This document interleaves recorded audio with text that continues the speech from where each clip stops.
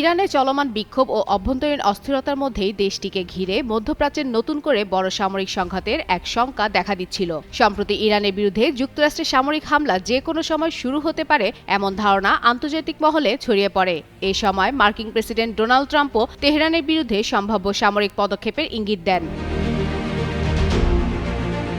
তবে পরিস্থিতি চরমে পৌঁছানোর আগেই ইসরায়েলের প্রধানমন্ত্রী বেনিয়ামিন নেতানিয়াহু যুক্তরাষ্ট্রকে ইরানে হামলা না চালানোর অনুরোধ জানান। প্রভাবশালী সংবাদ মাধ্যম ওয়াশিংটন পোস্টের বরাতে জানা যায়, ইরানের সম্ভাব্য পাল্টা হামলা ঠেকানোর মতো পর্যাপ্ত প্রস্তুতি না থাকায় নেতানিয়াহু এমন অনুরোধ করেছিলেন।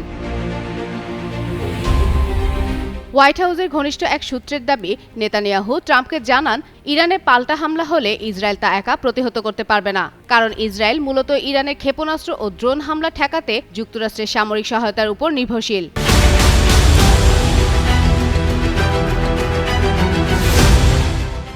এক মার্কিন কর্মকর্তা বলেন, সম্প্রতি ইরানে হামলা না চালানোর বড় কারণ ছিল মধ্যপ্রাচ্যে যুক্তরাষ্ট্রের পর্যাপ্ত সামরিক সরঞ্জাম ও প্রতিরক্ষা সক্ষমতার ঘাটতি। এর আগে গত বছরের জুনে 12 দিনের যুদ্ধে ইরান ইসরায়েলকে লক্ষ্য করে যে ব্যালিস্টিক ক্ষেপণাস্ত্র ছুড়েছিল তা প্রতিহত করতে গুরুত্বপূর্ণ ভূমিকা রেখেছিল যুক্তরাষ্ট্রের প্রতিরক্ষা ব্যবস্থা। এছাড়াও ইরান হুঁশিয়ারি দিয়েছিল, তাদের উপর হামলা হলে ইসরায়েল ও মধ্যপ্রাচ্যে অবস্থিত মার্কিন ঘাঁটিতে পাল্টা আঘাত হানা হবে।